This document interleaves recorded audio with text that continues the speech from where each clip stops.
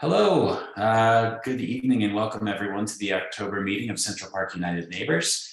CPUN is the Registered Neighborhood Organization, or RNO, for the Central Park community in Denver and Aurora. We are here to facilitate a dialogue and create awareness around opportunities to engage on topics of importance to this community. We help people find their way into a process so that resident questions, concerns, and ideas for a better community can be addressed in a constructive and inclusive way. We promote public service, civil civic discourse, and collective efficacy. At monthly meetings like this one, and through the work of our 6 working committees, CPUN facilitates the discussion of key issues with neighbors, engages in proactive problem avoidance, and amicable problem solving. CPUN is committed to providing a welcome and inclusive environment for all members of our community, and we are an all-volunteer board of Your Neighbors and the registered 501c3. Tonight, our meeting, as always, is divided into 2 halves. We have our outreach hour and then our board hour, both of which are open to the public. Our outreach hour this evening will follow its usual cadence. Just a couple of notes that I want to make. Our community partner updates will be adding Calvin Knutson, who's with the Office of the Clerk and Recorder for the City and County of Denver. Calvin's here to talk a little bit about elections.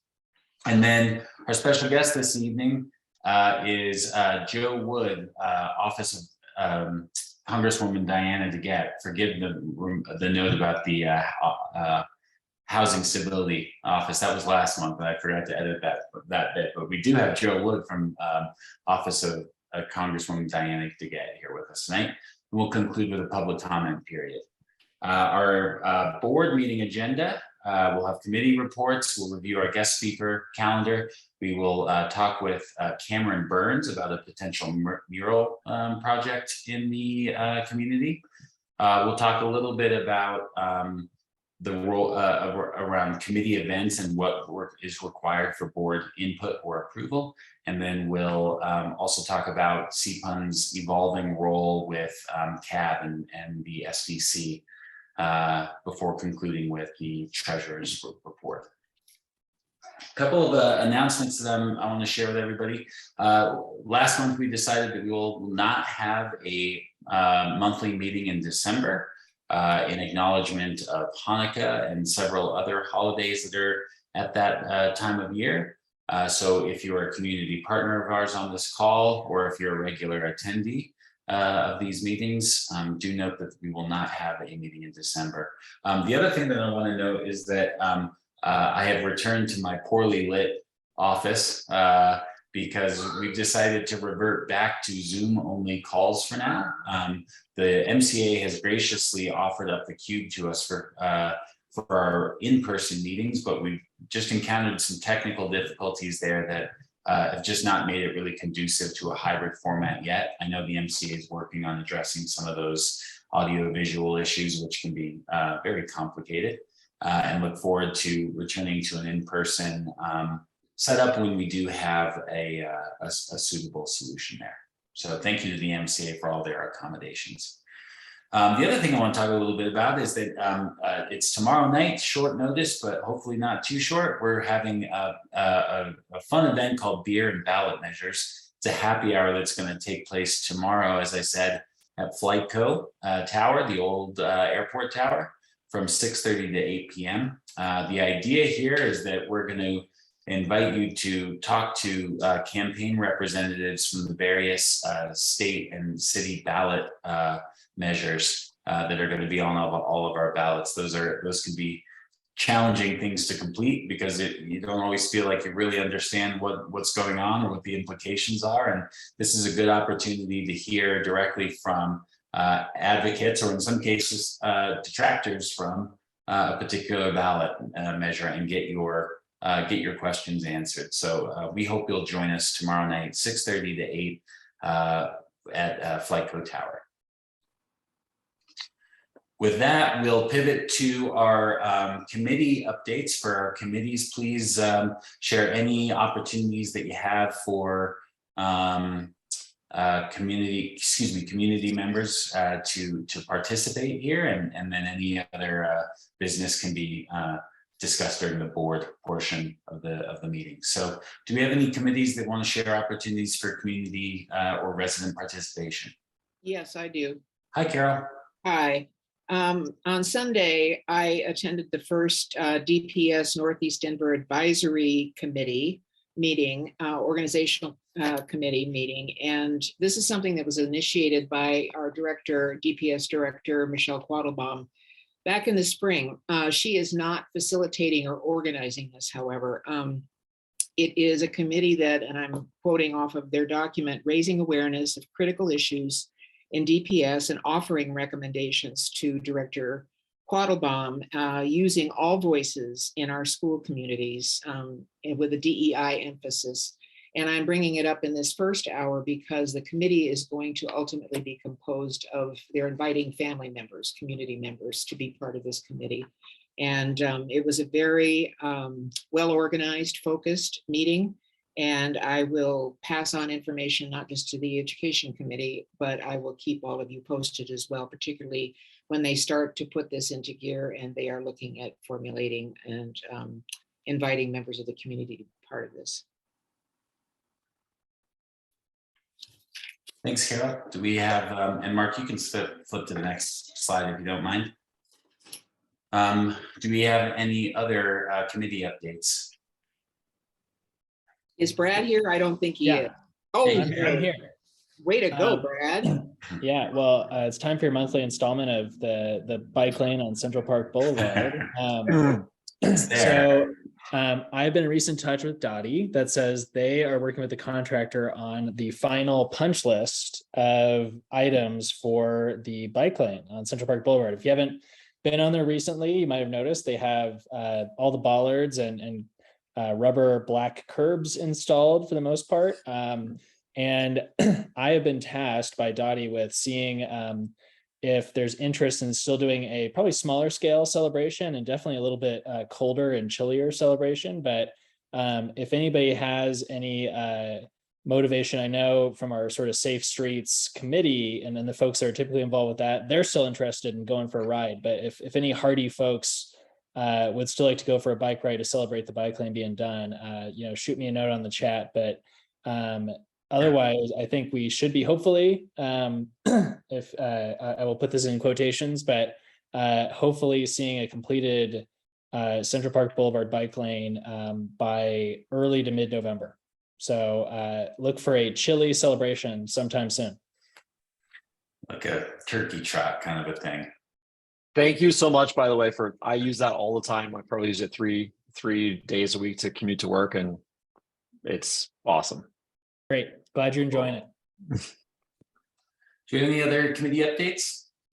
Yeah, I'd like to just give you an update. We had a in-person event, the DEI committee, that was well attended, and we had some good conversation in there. There was a question about affordable housing and where we were with the neighborhood and having that goal met. That came up, as well as being able to reach our residents who are renting, as far as getting our communication out about Central Park United Neighbors and things that are going on in the neighborhood. So we'll be working to see if we can work with those communities to get that information out. But I just wanted to give you an update and let you know that that in-person event was successful, and people showed up and ate pizza and we talked, and it was good. Great, glad to hear it. Congratulations, Mandel. Anybody else? All right, let's move on to our community partner updates. Next slide there, Mark, and we'll start with Denver Police Department. I'm flicking through here. Do we have here from Officer Sandoval? Yes, I'm working on, I don't know where my camera is here. Let me see. Oh, here we go. Hold on. There you go. Sound good. Oh, there's just, okay, there I am. All right. Yes, so crime statistics, which I have on my email here. for this 28-day period, so that's basically last month, and this came out October 14th. District 5 in violent index crimes are down 7%. Aggravated assault, which are serious assaults, are down 15%. Property crimes are up 11.5%, with auto theft up 34%. I have some more specifics. So the update also, as far as incidents and you know, the whole District 5 encompasses from Quebec all the way to Piccadilly Road, and from basically Montview all the way to 56, and in some places even further. So that's not all just Central Park and Northfield and the mall. So we had a shoplift at the Sally Beauty Supply at 7505 East 35th, where they have a picture of the suspect in our weekly bulletin. Also, the 7-Eleven, somebody went behind the cash register and stole lottery tickets. As far as the auto thefts hotspots, for 511, which is the Northfield area, it's Northfield Mall, and they have an 86% increase in auto thefts. And 512, which is the Central Park neighborhood and Beeler Park and stuff like that, is up 5% from last period. And their hotspots are the RTD station and the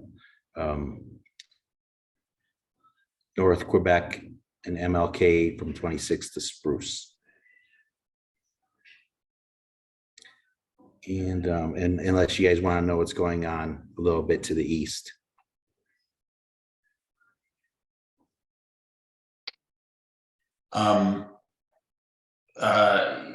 Sure, Officer Sandoval. I think we do have some Aurora residents as well, so I think that would be okay. Yeah, well, this would really be like east along Chambers Road or Tower Road. It had been an increase, so it could affect Quebec Square possibly, because it's sort of a rising pattern. There's been an increase in liquor store burglaries, where they're either just smashing the windows or driving cars through them, and sometimes even taking the ATM machines. So it should really be noticeable, but they're very fast and most of the vehicles are stolen. Okay. Do we have any do you have any other updates, Officer Sandoval? No, that's really our weekly update right there. All in that. Do you have any, really any questions? Yeah, what's the absolute number of car thefts in the past 28 days? Do not have that information in this memo, but if you send me an email, I'll let you know. Officer Sandoval, good to see you twice in one day. Same presentation. I like Yes, it. there you go. He presented the GSBA meeting this morning. All right, we'll move on then to Councilman Chris Herndon's office. Hi, Amanda. Hi, thanks so much for having me. Of course. Real quick on our end, really the biggest thing that we want to remind folks about is that ballots are dropping. So please, please, please make sure that you take the time to go to the super fun event, it sounds like, that y'all have planned for tomorrow night, but really just encourage everybody you know to go ahead and get those ballots turned back in. There's a lot of stuff on there, so give yourself plenty of time. Thanks, Mindy. Amanda, any questions for her, for Councilman Herndon's office? No, then we'll move on. Hold on, wait. Oh, forgive me. Sorry. Oh, go ahead, Officer Sandoval. Yes, so at the business meeting this morning, start the video. At the business meeting this morning, we had some questions about how to best address some of the very dangerous traffic areas. And one place I mentioned was maybe speaking to the councilman's office regarding, touching base with Dottie and stuff like that. There were some very specific concerns about, I think, MLK and Central Park, and with somewhere else. Northfield Boulevard and Central Park. Those were the two that Right. have a lot of accidents because Yeah. the four-way stop there that just gets, I mean, people Bad get signage, people going the wrong Yeah. way. Both me and Yeah. someone else at the meeting had seen an accident on Friday where one vehicle was hit so hard that it rolled over completely. yeah. So I took the heat this morning, Councilman's office, but share it Hey, with you can send it our way. Feel free. We're used to the heat. No problem there. So I will say we're very familiar with both of those intersections. I will ask my colleague Leah to check in with Dottie and see just where they are in terms of what they have in the works for both of those. But we're very familiar with them, and have certainly been in conversation with a number of different folks in the community for a while about those. But Would thank you you. re- We would you always appreciate repeat- you highlighting them. Would you Yeah. repeat the intersections again, please, that you're talking about? Central Park and I heard- Montview, Okay, Central Park and MLK, yeah, and Central Park and Northfield Boulevard. there you go. They're identical intersections where there's that Yep. island in the middle. Yes, And for some odd reason, I see it daily. Somebody go down the wrong way. Yep. On the one way. We They get- think they're turning left. members of our committee get the Safe Streets Committee weekly. We have Yeah. reports from people, and you guys wouldn't believe this, but I actually, a week ago, I was driving, maybe, no, it had to be more than a week ago, about a month ago, myself and Officer Ferens were driving on Northfield Boulevard, and there was a semi truck driving the wrong way on Northfield Boulevard, I believe on the wrong side lane. whatever you say. And he told me his GPS sent him that direction. I You still can't, have to pay attention to the road though. It doesn't Right. look like. Yeah, you just follow along. I said the Nuremberg defense doesn't work. Yeah. All right, let's, Officer Sandoval, do you mind putting your email in the chat so that people can follow up with you with questions? Certainly. Thank you. I don't see anyone from NETC here this evening, so I'm, unless I'm mistaken, I'm going to skip over them. I also know that we don't have anyone from the library. That was a last minute cancellation. We do have Diane from the MCA though, if you'd like to share any updates. All right. Hello, everyone. Hi.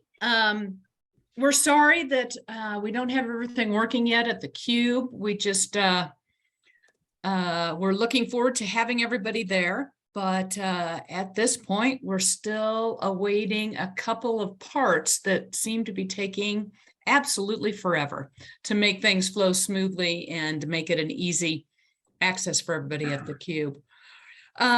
Just real quickly, we have one pool left to get a cover on, and the pools will be wrapped up for the year, literally and figuratively.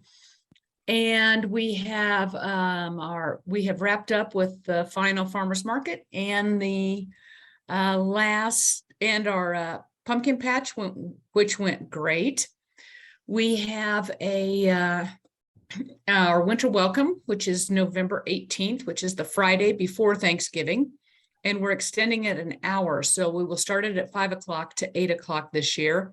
We'll have the vendors there at 5 o'clock, and then we'll still have the turn of the switch to light all the lights at 6 o'clock. So that's our plan right now. We are kind of winding things down and then hoping to gear up and get going for 2023, crazy as that will be. And kind of opening up the Cube and getting some activities and events really going in the Cube space for this next year. That's kind of one of our goals. So we will be posting some hirings in the upcoming weeks. So please keep posted. And we have our delegate meeting tomorrow. at noon via Zoom, and you can access that by accessing our website. So any questions? I'd be happy to answer them. Otherwise, I think that's about it. Any questions for Diane? My kids love the pumpkin patch. Diane, that was Oh, great. good. Good. Glad to hear it. Let's go to Calvin with the Office of the Clerk and Recorder. Thanks for joining us. Thank you for having me, and I'm sorry to bum y'all out, but I'm just gonna sound like a broken record.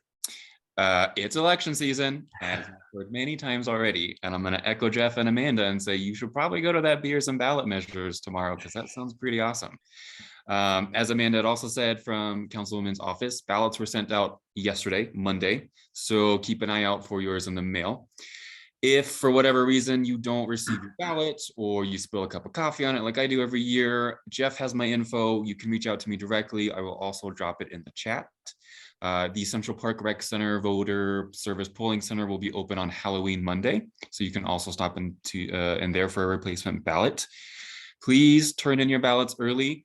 Give yourself enough time to do your research. It's a chunky ballot. It's a 3-pager, both sides, so 6 in total. It's chunky. A lot of important stuff on there, so give yourself enough time to fill it out, of course. The earlier you all turn them in, the earlier we get to report results on election day. Some fun things we've been up to. We've been working with high schools around Denver to designate deputy registrars in order to register 16, 17, and 18-year-olds. We were in the downtown jail and the jail off Smith Road twice last month for registration, and we're working on a in-person voting day for folks in jail. We launched a new registration flyer that can be found on our website. The flyer is tailored to sharing news about voter registration myths surrounding voters with felonies, voters in jail for less than a felony, and voters who are unhoused, all able to register and all able to vote. This flyer can be found on our website, or you can also reach out to me and I'll send you a PDF. Finally, we are hosting a small resource fair in the Webb Municipal Building. The recorder's office in the Webb turns into a VSPC during election season, and we want to welcome voters experiencing hardship or voters experiencing homelessness to check out community resources and vote in person should they choose, and to grab a bite to eat. I'm always around for questions, events, tabling, registration support, education, anything civic engagement related, or direct pipeline to the Office of the Clerk and Recorder. So y'all are always more than welcome to reach out to me directly. Again, I'll drop my info into the chat. Thank you. Thanks, Calvin. Hey, do you have a map of where people can drop off their ballots that you might share in the chat? I do. I have it open right now. I will drop that in the chat right now. Thanks. Any other questions? Oh, sorry. No, you're good. If for whatever reason you lose this link, denvervotes.org has everything you want, including the blue book, the Tabor book, all PDFs, all the information you need about registration, turning in your ballot, where to turn it in, where to vote in person, etc. So denvervotes.org has all of that, but I'll drop it in the chat. Great, thanks. Any other questions for Calvin? Seeing none, we'll wrap up the I have a question for Calvin. Hi. Oh, yeah. What is the general percentage of registered voters that typically vote in Denver? And do you have anything else to share along those lines? The last time we ran our tally, we were at 84% of registered voters, which is pretty awesome for Denver. Makes registration sometimes boring out in public, but that's a good thing. And so that 14% is why me and my team exist. We go to all these events, whether it's RNOs or local small things, big things, to not only register folks, but try to figure out where that extra 14% is. Folks who are undocumented, folks who are just moved here, young folks, etc. And so our team exists to be out in the community to try and find what that 14% looks like. That's great. And then of the people that are registered to vote, are you more on the front end getting people to vote, but then you're less involved with reporting of the percentage of people that turn out to vote? That I actually don't know. I'm new to this role as of 6 months. So after this election, we will probably pull out some new numbers because that's stuff we also want to know for ourselves, because we also want to engage active voters, right? Not just unregistered voters. Thanks, Amanda. All right, well, thanks to all our community partners. I want to acknowledge one more community partner that's not on the call that I neglected to talk about earlier, which is the Foundation for Sustainable Urban Communities. They are really sponsoring our beers and ballot measures event tomorrow night, and we couldn't be doing it without them. And so we're really grateful for their ongoing support and for helping us to pull this off at Flight Code tomorrow night. So thank you to the foundation for all of their help and generosity. And since we're acknowledging things, Amanda sent me a private message saying, maybe we should acknowledge that since he's here, we should talk about how it's Cameron Burns that designed the logo that is on every slide of this deck. So when we changed our name from Stapleton United Neighbors to Central Park United Neighbors and went hunting for a logo, we had a lot of submissions, Cameron's being one of them, and we had a big vote, and his was selected. So Cameron, thank you for making our slides a little more attractive. No problem. Happy to help. We'll be talking with Cameron about a mural project during the board hour, as I said at the top. Okay, with that, we'll move on to our special guest, Joe Wood, who is with Congresswoman DeGette's office. Joe, do you have slides you want to share? We can stop sharing so that you can take over. No, I think I got my video on now. Is that working? Where'd you go? Yep, we see you. Okay, I don't see myself, but I just wanted to take a few minutes to say hello. I know some of you have met. I came to Congresswoman DeGette's office from Councilwoman Ortega's office, so we might have met in that capacity or at an earlier meeting. I just wanted to give a run through of what kind of services our office can provide here in Denver, and then share a couple updates on reproductive rights and state's efforts to ban abortion pills, some legislation that the Congresswoman's been working on around that, as well as President Biden's student debt relief. So a quick overview of the kind of services that our office can provide. Most of the casework that we do takes the form of congressional inquiries, and that's sort of how we interface with most of the federal agencies and departments, is we submit those on your behalf. So we can work with the community on issues with USPS, IRS, SBA, SSA. So if any of your membership has issues with that, please get in touch with our office. We'd love to help. Another thing that we do is letters of congratulations. If there's achievements, notable achievements in community, we'd love to get share that with you all, and the Congresswoman can sign a letter about that. We can also do letters of support for applications for federal grants. So if there's community orgs or orgs that you all know within your community going for some federal grants, we'd love to help support those efforts. As part of that grant work, something we've been able to do the past 2 years is, they used to be called ARCs, but now they're called community project funding requests. And we're hopeful that if everything goes well, those will be something we're able to do in 2023. And that's a way for the Congresswoman to allocate directly to different nonprofits and government entities, sometimes pretty transformational funding opportunities. So we'd love to be in touch about that. And that's usually in the spring is when that opens up.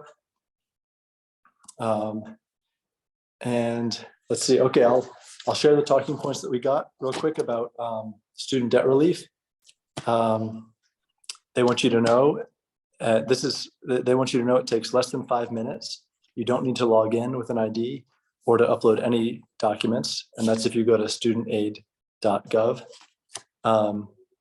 The education department tested the application website all weekend, and more than 8 million people have already applied. So that's 8 million people on their way to getting extra breathing room with their student debt. The administration is providing up to $10,000 in federal student debt relief and up to $20,000 if you received a Pell Grant. This is going to have a big impact in the middle class, with 40 million people eligible, and 20 million people could have their federal student debt wiped out completely. Nearly 90% of the relief dollars will go to borrowers earning less than $75,000 per year, and no one making over $125,000 per year is eligible to apply. The White House and President Biden believe that a post-high school education should be a ticket to the middle class, but that the cost, sorry, my phone's slipping, but that the cost has skyrocketed.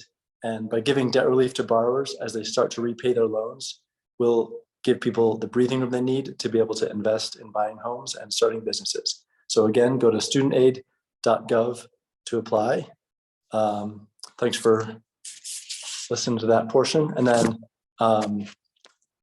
Congresswoman DeGette and Mondaire Jones introduced a resolution, I believe this was on October 17th, to reaffirm the FDA's authority to preempt state law and ensure patients continue to have access to reproductive health care products, including abortion pills. So that's some legislation she's actively working on as the chair of the pro-choice caucus. This is a huge priority for her, and would love to hear your all's thoughts on that. And just know that she's continuing to work to make sure that these radical agendas are not coming between patients and the care that they. So that's about all I got. Just mostly an introduction and run through of 2 recent news items that I have handy. But happy to talk about anything else that you all like as the time permits. Thanks, Joe.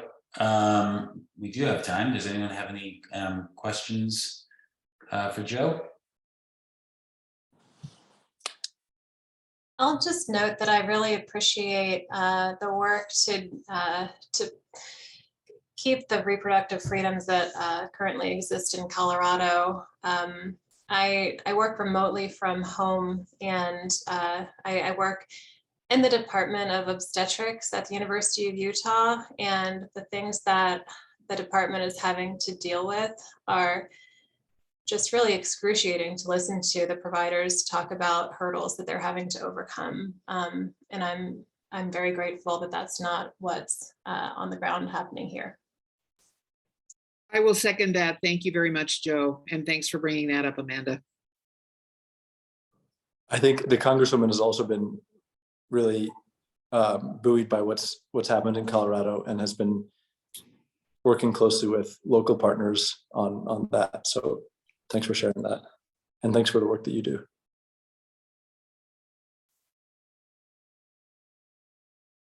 Thanks, Joe. Why don't we move on to our public comment period? I don't know if you've picked up on this theme this evening, but it's election season. And I know that ballot measure campaigns like to come out to these meetings to speak during public comment periods. So just so that I can give people fair time, can I get a head count of how many people wish to speak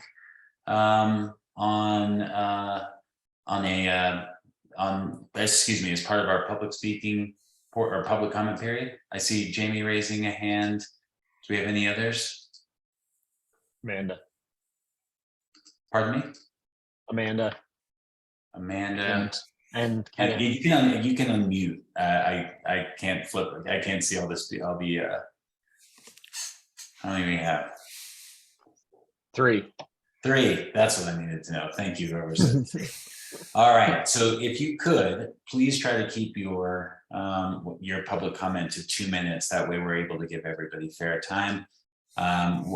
Jamie, I saw you first, so why don't we start with you? Well, good evening, everybody. My name is Jamie Lewis, and I am the Transit Advisor for the Colorado Cross Disability Coalition, and I am also one of the initiators of Initiated Ordinance 307, which is the sidewalk issue. Just briefly, in the 1950s and 60s, most of Denver's sidewalks were constructed. Over the years, there has been little effort to fund or repair sidewalks. We currently face an uncompleted sidewalk network and a sidewalk infrastructure that is crumbling. Currently, city rules rely on property owners to take responsibility for expenses to repair sidewalks. Unlike the curb gutters and road pavement, whose expenses are shared by everyone, the property owner is responsible for repairing their sidewalk, which can cost thousands of dollars. Initiated Ordinance 307 on this year's ballot will put the financial responsibility back on the city. A small monthly property fee will fund this project that will ensure that our basic form of transportation is preserved. So if you'd like some more information on this initiative, you can sign on to denversidewalks.com. And also, because of the brevity of the public comment, Max Nardo and I will be attending the Beers and Ballot event tomorrow to answer any questions. So thank you for the time. Thank you, Jamie. Kenneth, are you ready?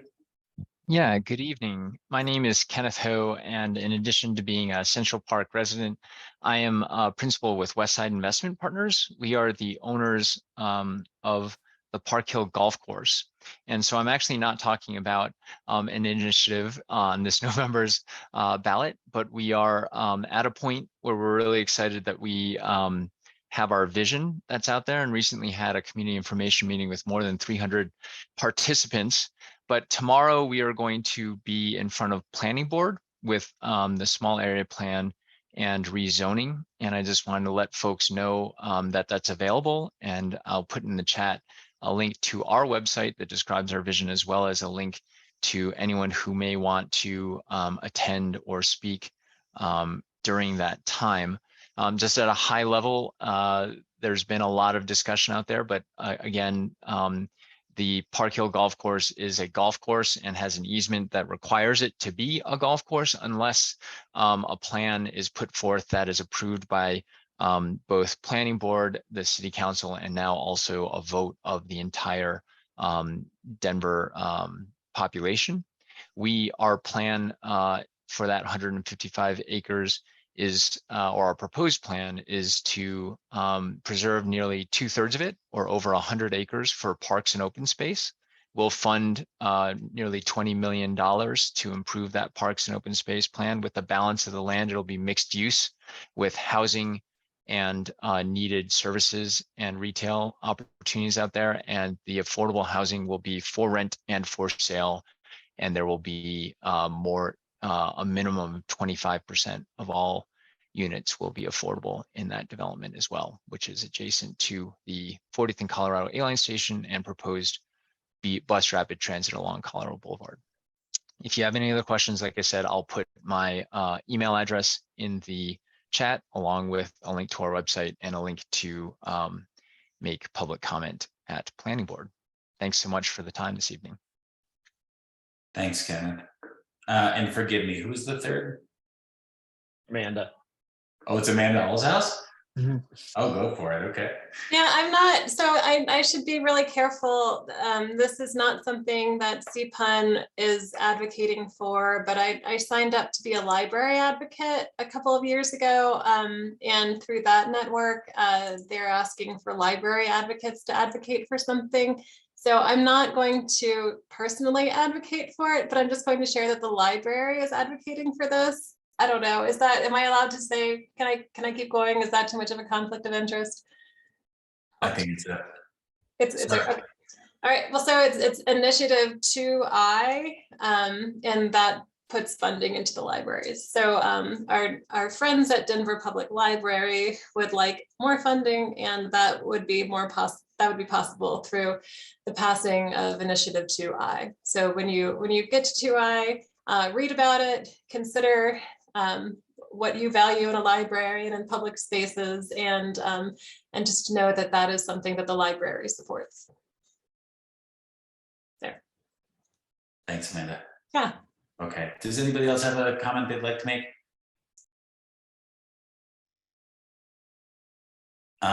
Great. That concludes our board hour. We're ahead of schedule here. So I'll open this up to our CPUN board members. Should we carry on? I know we've got Cameron who's sticking around. I'm happy to get started a bit early so that he can get on with his evening. Is that okay with everybody? I don't have any objections. That's good with me. Yeah, I'm good. Cool. Thanks. All right. So that's as I said, that's the conclusion of our outreach hour. We'll now move on to our board meeting. Again, that is public, and you are welcome to stay if you're curious, but don't feel obligated. Okay, let's start with committee updates, and I'm going to save Carol and Sarah your bit for last, if that's okay, because they have a specific project they want to discuss. Do any of the other committees have something they'd like to share? I'll just start with communication and outreach. We've talked a lot about the beers and ballot measures piece. I really want to thank Mark. That was his idea. And he got the venue secured with Flightco and did a lot of the heavy lifting there. So thanks to Mark. Mark, just a heads up, I've got parent teacher conferences tomorrow night, so I'm going to be a bit late, but I'll be there around 7 o'clock. Any other updates out of outreach that people want to share? Mark or Mandel? No, I don't have anything further to share other than what I shared earlier. Cool, thanks. I will say that we did complete the survey last month, and so we'll be preparing a more detailed breakdown of the results there for our November meeting. It'll be a primary focus of that meeting. Let's see, any other committee updates before we let, oh, Mark, go ahead.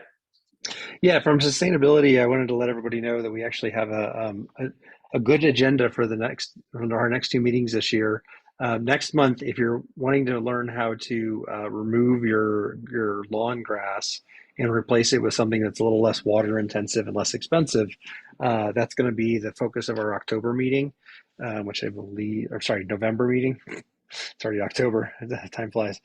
Our November 8th meeting on election night. So if you're not watching election returns and you want to learn how to remove your lawn grass, we're going to have a focus then. And then in December, somebody from the Climate Action, Sustainability and Resiliency Office is supposed to come and give a presentation on how they've been, how the energy efficiency rebates have been going this year, and hopefully what their plans are for 2023. So if you need a new HVAC system and are looking at a heat pump or anything along those lines, or want a new e-bike, we should have some good info at that meeting. And that one is December 13th. So hopefully folks can come then. Great. Mark, do you mind moving to the next slide? Well, Jack, are you going to give a quick update on for health and safety, or? Oh yeah, this slide there, Jeff. I didn't mean to skip over. Oh, I apologize. Yeah. Oh, okay, I thought you were moving on to the next. No. Okay.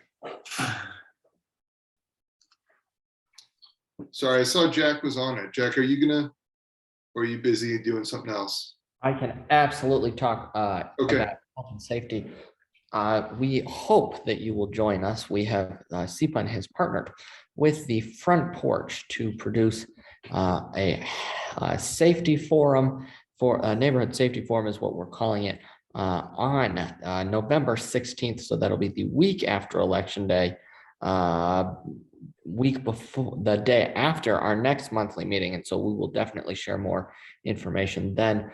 With the Front Porch, we are supporting with communication and outreach for this new forum that the Front Porch approached us about. And we talked briefly last month in our meeting about it. And then you might have seen some emails going around, but we are solidifying our invitation list, the Front Porches rather.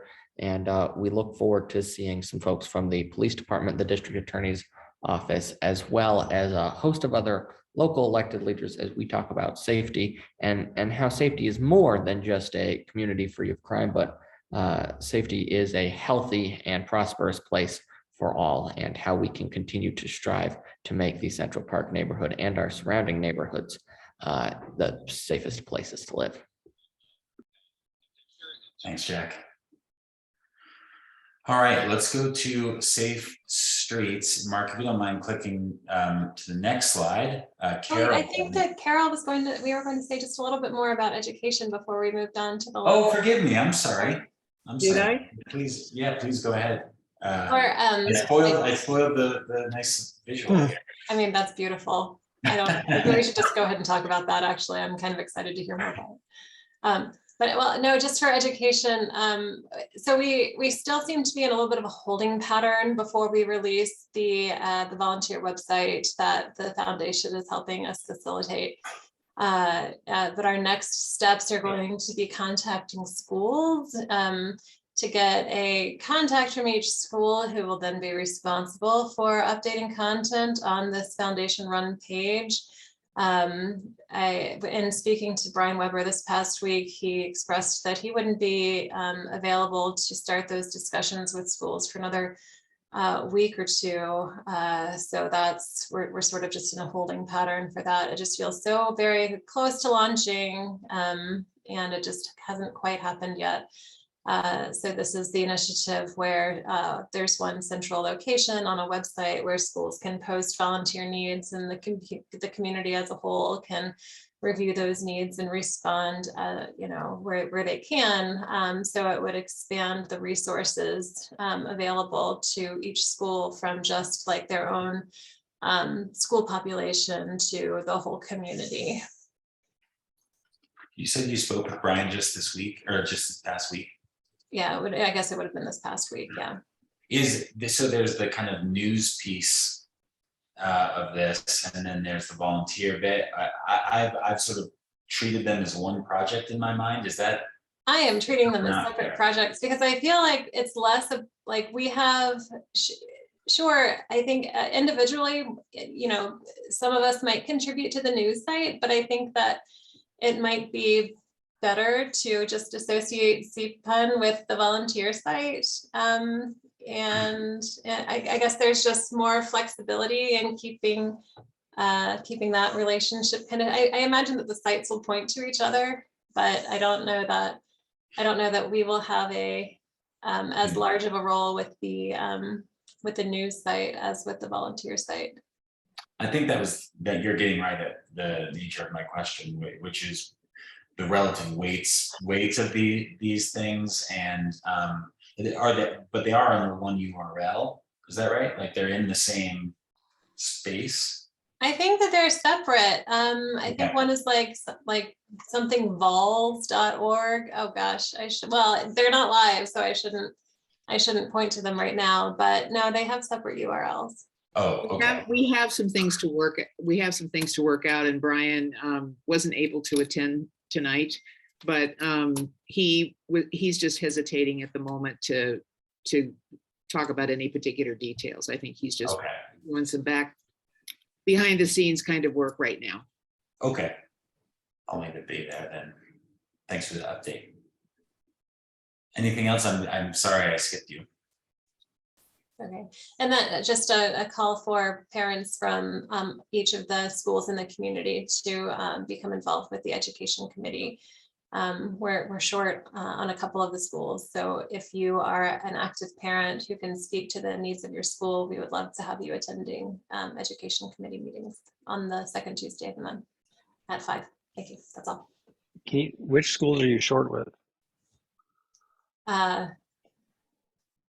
Of the 6 elementary schools, not Swigert. And of the middle schools, not McAuliffe.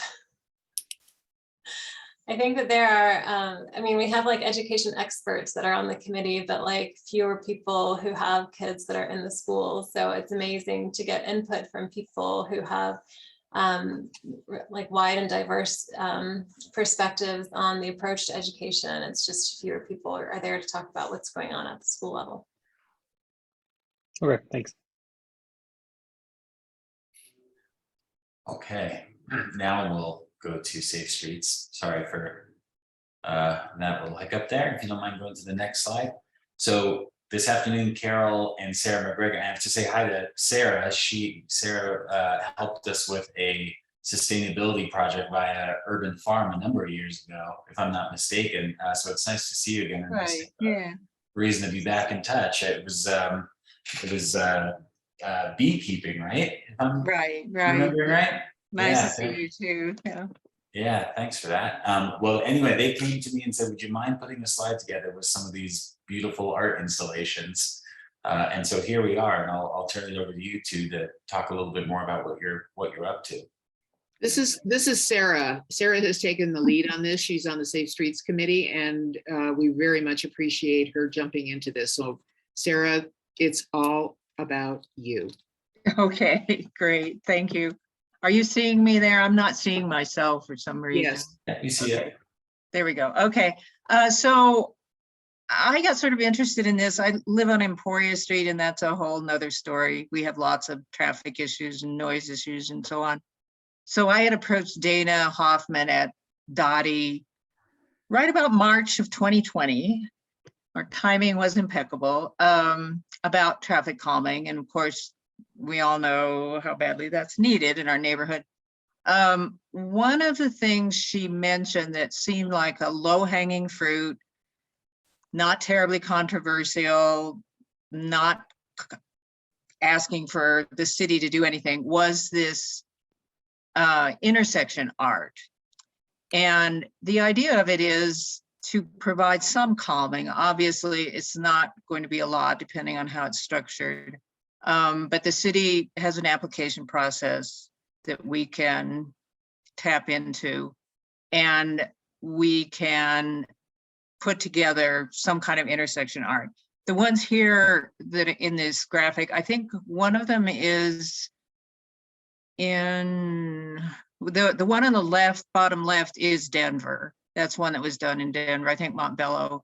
The other two, I believe, are in Kansas City, and Kansas City's gone after it in a big way. It's really impressive, and it's part of their Vision Zero. Now, we're obviously not there in Denver, but at any rate, I reached out to Northfield High, and they are very enthusiastic about being involved. So we thought, in addition to having some kind of traffic calming, having some beauty in the neighborhood, it would be great to have students involved. So we are meeting with the assistant principal and the art teachers on November 3rd, I think it is. And we're just really in the very preliminary planning. So, you know, this is probably a year out before anything happens. We'll need to ID a location. We need to get somebody to manage the project. And I don't know if the art teachers will want to, or if they have too much on their plate. I don't know. I know another artist who might be interested as well. So we'll have to see. We're gonna have to raise some funds. And then we apply. And once we've applied, it's about a 4 to 6 month process to get approved by the city. One thing is, it has to be temporary in Denver. And I don't know if these Kansas City ones are temporary or not. So that means you have to use a specific kind of paint that fades quickly. It's chalk based or something.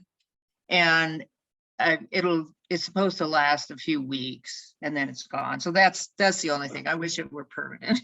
Can I ask you, I'm sorry to interrupt you, Sarah, but do you know why? It seems like if it's a traffic calming, Yeah, it should be permanent. It's more, I think the idea is it's more of a demonstration of what things can do, you know, what is possible with art or with paint on the streets.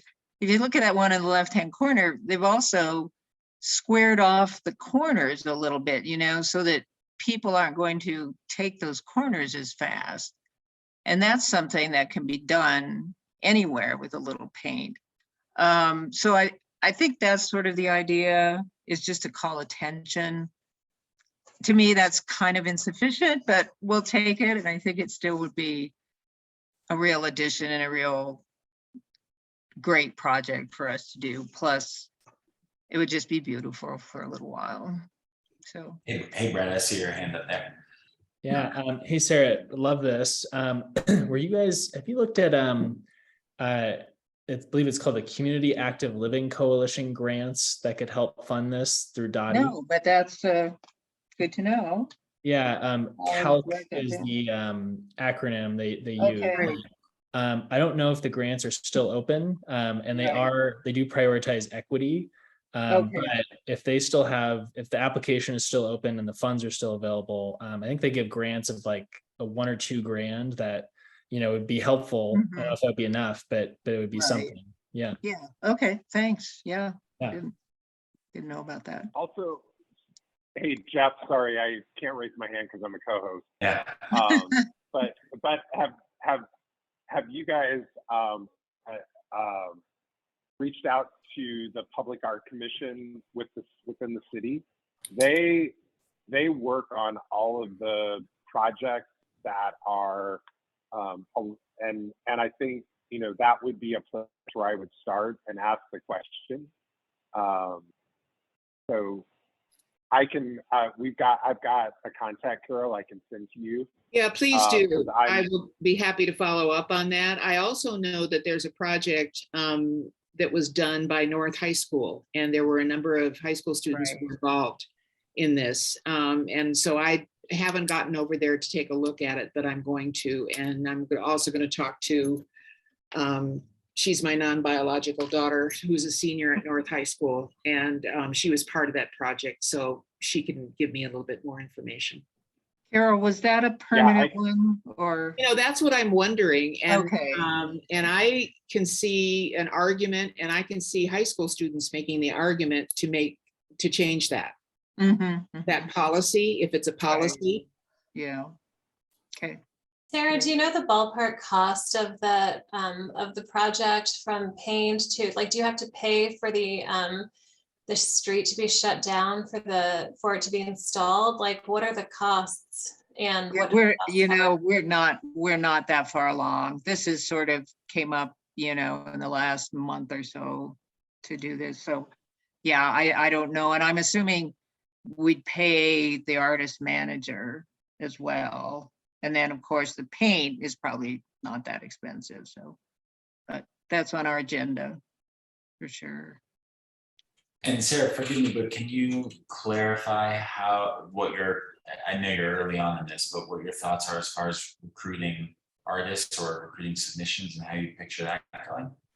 I think we need to look at, kind of talk with this group that we're going to meet with at Northfield, because again, all the art teachers are interested. So I think they should know enough about this kind of thing, or let us know what the process might be. So yeah, I don't really know that right now, but I feel like the group can come up with that. I'll just chime in. The Public Art Commission, sorry, I'm finding the email, but I can't find the names I'm looking for. But the commission works with the city agencies, and they have a full process that once a commission is granted that they will go through. And so I think I think the city's going to point you that way in order to make this happen, and that would make it permanent. There is a permanent art across Broadway. I think it's just south of First or just north of Alameda. So there is a process, and I'll get Carol the people, and you guys. That would be the first, before I would start picking artists and things like that. I would check with them to see if there's a formal process, because they then will also take care of maintenance and all of that too. Oh, okay. Yeah, thanks. That's good information. Anything else, Carol? Not that I can think of. I'll think of something in 20 minutes, but of course, yeah. That's just how it rolls. But no, thank you so much for this, Sarah. Really appreciate it on such. Yeah, I hope it'll come to fruition. Of course, I want to nominate my own street, but if Northfield, we have several places in the neighborhood that I think would be good candidates. In fact, if we could do it all over the neighborhood, that would really be wonderful. Wouldn't it be great? Yeah. Well, Sarah, this is sort of an interesting Venn diagram of a bunch of different projects CPUN's been involved in, from the bike lane dog to the mural project we're about to talk with Cameron about, to voting on the new logo, all of that kind of stuff. So I think there's a lot of ways in which CPUN can help when the time is right, from outreach to voting, if that's even a thing that's needed, that kind of stuff. So Okay. so good luck, and do keep us up to date on your progress. Okay, thank you. Thank you. And Sarah, you might want to listen to what I'm going to talk about, because it all goes in line with what I'm about to talk about. So Okay, great. might help you. Yeah. So one more slide, and then we'll get to Cameron and the mural project here. It's just a quick look at our upcoming guest speaker calendar. So September and October are now behind us. November, just a reminder for everybody that will be the developer Q&A. I'm going to put together a Google Doc for all of us to contribute questions to. There's been, this was, as you recall, sort of motivated by several residents reaching out to me. So I'll be soliciting questions from them, and hopefully we get a good dialogue going with not only Brookfield and Evergreen, but also with Councilman Herndon, who's going to join and speak to some of these development issues from the local government perspective. As I said in the call, we're not going to have a December meeting. Our February meeting is going to be reimagined as a Denver elections candidate forum. So very quickly, our calendar has filled up, and we don't have that many spots between now and the end of the board year left to fill. So if there are topics where any of the board members are really passionate about getting a guest speaker on, please don't hesitate to help fill these in. Hey, Jeff, quick question about the candidate forum in February. Yeah. I think we had talked about how our meeting overlaps with the city council meeting, and wasn't sure if we wanted to not do it that same night or what. Yeah, that's a good clarification. The February meeting will not be on the same third Tuesday as the CPUN meeting typically is. There will be another day. However, we won't do both a CPUN meeting and a candidates forum. We will just take the CPUN meeting off the calendar for February and schedule the candidate forum for whenever makes the most sense. Fair enough. Cool. All right. I've got a question before you move on. Yeah, I'm sorry. Go ahead, Mandel. It was actually for the Safe Streets Committee. The question is in regard to the traffic signals. I'm wondering if, like the signal at MLK and Martin Luther King Boulevard, that signal, depending on the time of day, is extremely hard to see. And I think it's because they're using LED lights or some sort of different technology from the old traffic signals. And I'm wondering has that been looked into, or is that, has anybody brought that up? Hey, Mandel, I've had, I think Carol's been on these emails too with Dottie. A few months ago, we got an update that they were, they had preliminarily had thought about some sort of safety interventions at that intersection. I don't know if it included changing the lights per se, but I think they're studying whether or not they want to do something that's kind of cheaper, like paint and post to help make that intersection safer, or if they need a more dramatic change. What I do know is in the 2021 bond that was passed in the 2021 fall election, there was money allocated for a Vision Zero study of that intersection. So, well, I don't have any specifics. I know there will probably be something coming down the pipeline sometime in the near future about what they want to do with that intersection. And Amanda might have more info than I do. Sorry, I said, okay, thanks. I was muted. The I don't officer. have much more info than that. I can tell you we are definitely aware of that issue. I promise you're not the first or even the 10th person to mention the issue with the visibility of those particular signals. I know my colleague Leah has worked with Dottie on it. I just don't know off the top of my head what the answer was or where they are in process. So I'm happy to circle back with her and find out, and we can send those answers your way. Thank you. The officer that was at the meeting this morning mentioned that those lights had been changed out, because that was one of the questions that came up. He said that there was a old light that was very difficult to see and they were replaced, but I don't remember seeing those be replaced. But that's what he said in the meeting.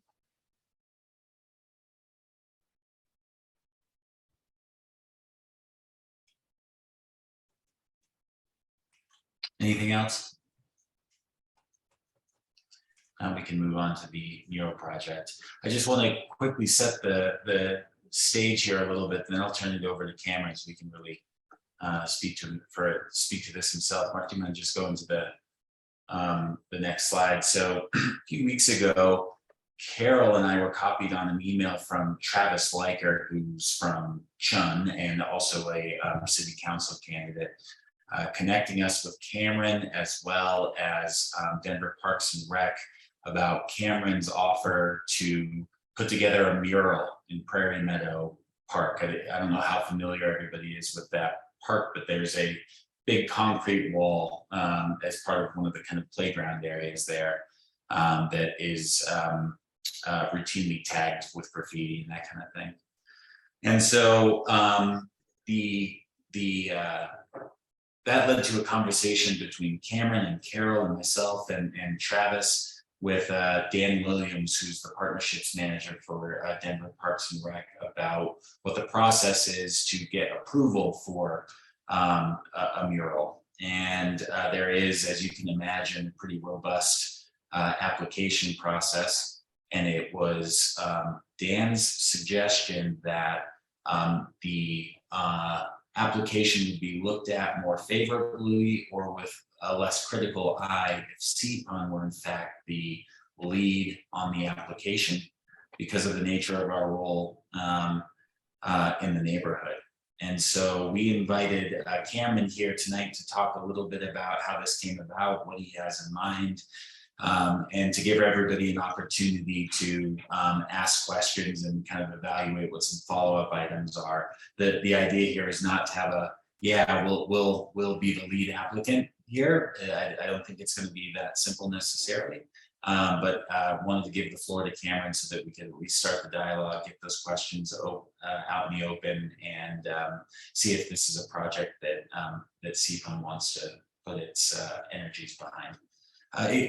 Carol and Cameron, is that a fair synopsis? Yeah, I have some slides too that I can share too that will kind of walk through that and show some. Yeah, so if I can share, okay, I'll see if we can. It'll let me.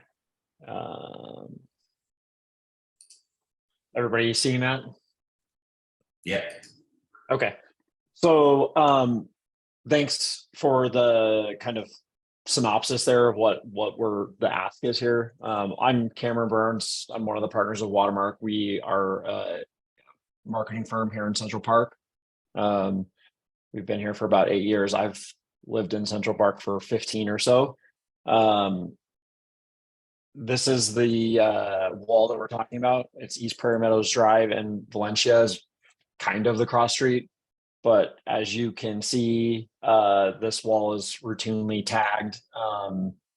And I think Jeff was saying it when he was there, that it's screaming for some art to be put on it. It's just a nice blank canvas sitting there.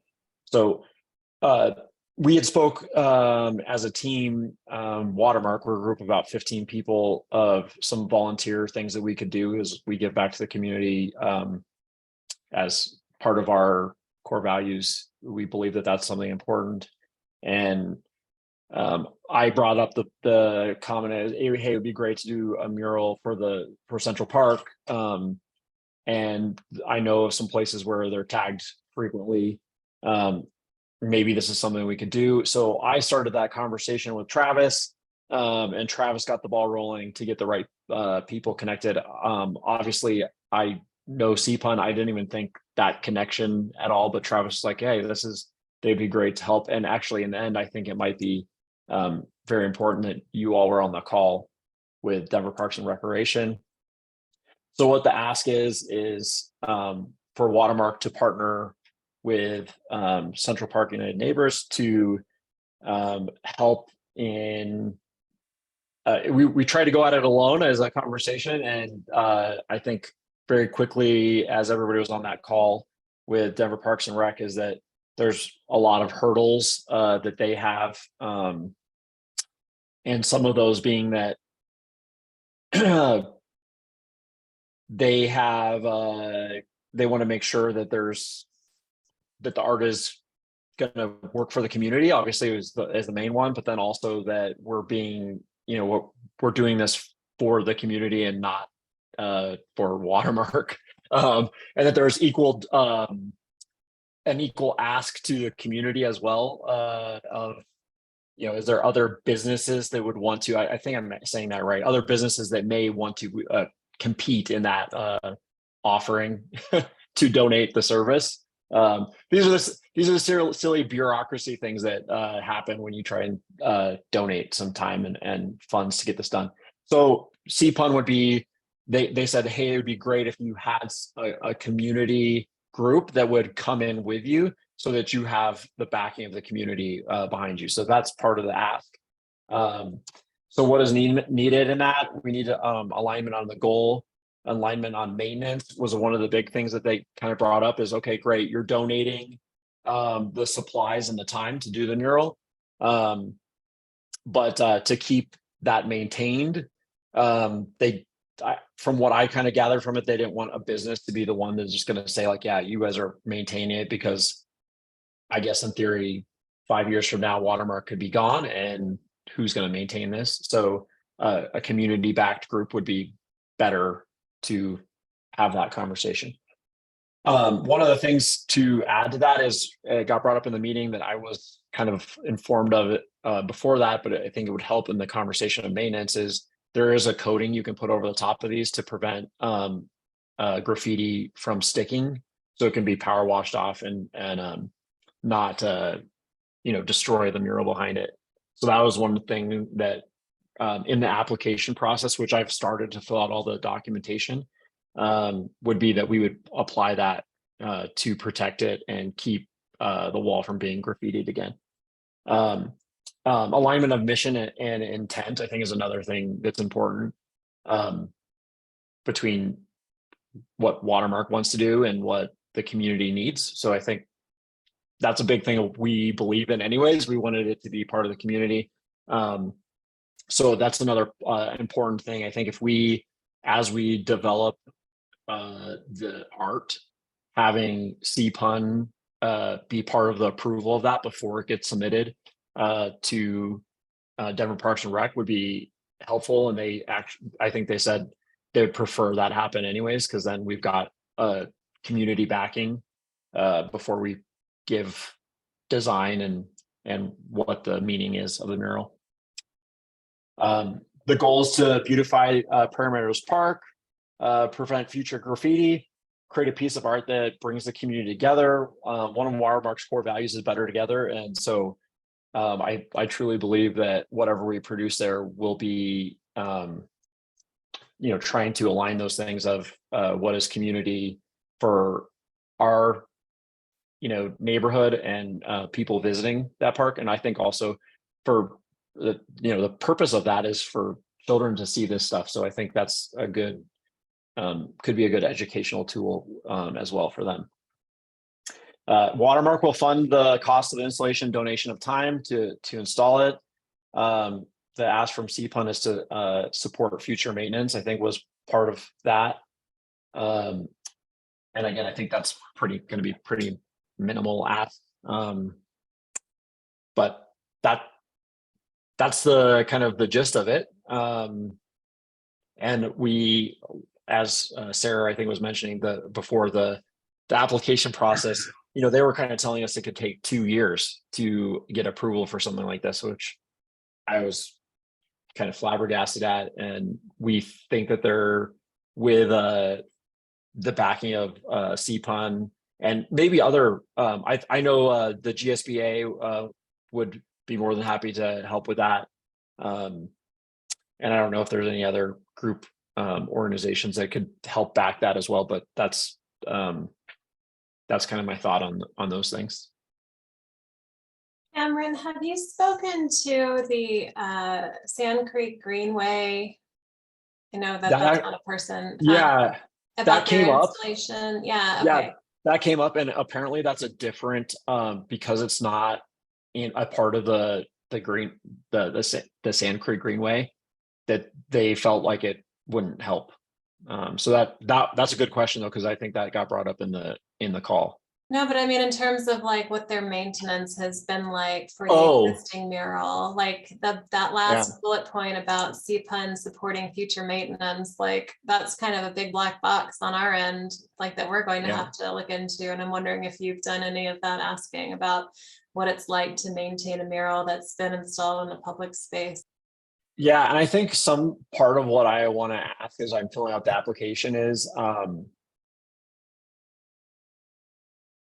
this is the way I brought it up in the conversation with them, is my thought of a mural is that it should be able to change as the community changes.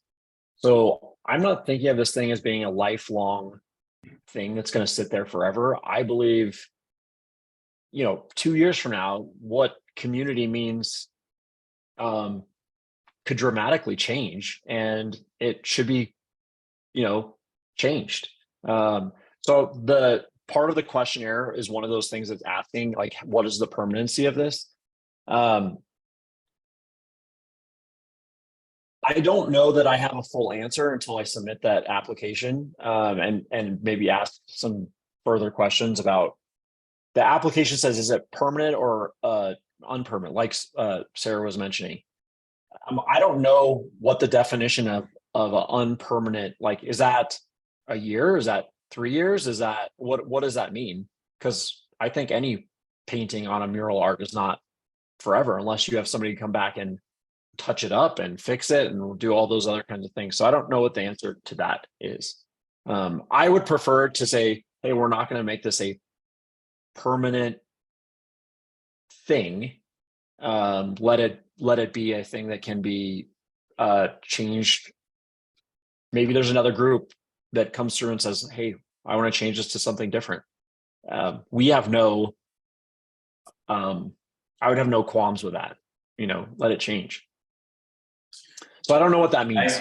I understand the spirit of what you're saying. I think Amanda's point stands that understanding the cost for whatever the duration are will be a huge part of this. I think the other way to think about it is we might not be the deciders of what permanent means. There might very well be a very explicit period of term that the city says, I agree. Yes, you're committing to 2 years or something like that. And so that's something that we can ask. We can follow up with maybe Dan Williams or someone like that. Yeah. In the meeting. Yeah. In the meeting, he said 5 years, but I don't know what that, but that was his ask. Yeah, I don't remember that. Carol, do you remember that? I don't remember that number. The good news is I had a AI bot that takes notes of all that stuff. Oh, so you do? Great. I do. Yeah, I have it in notes. So I can go back and re-look at that, but I'm pretty confident it was a 5-year ask. Okay. If you don't mind, are those notes something you wouldn't mind sharing? Yeah, for sure. For our own. Yep. Okay. Cool. Jeff. So that's what I'm here. Yeah, go ahead. Sorry, Cameron. I would chime in here that Arts and Venues, which is the email that I sent to Carol about the other one, they maintain, so part of their mandate from the city is to maintain the public art that's out there. And so Denver Parks and Recs works with them on the maintenance of, things. So if you've ever driven down Colorado and that sculpture park that's right at Colorado and Alameda, that's considered Denver public art, and the maintenance is maintained by Arts and Venues. So what I would say is there is cost around the maintenance, and Arts and Venue could give you an idea of what the cost would be for maintenance.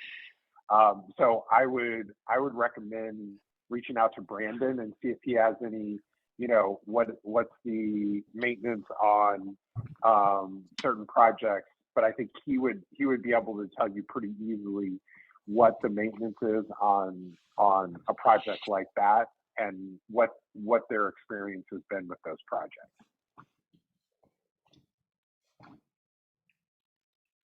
I I'm think trying there's to see it in the comments. Sorry, you have that in the I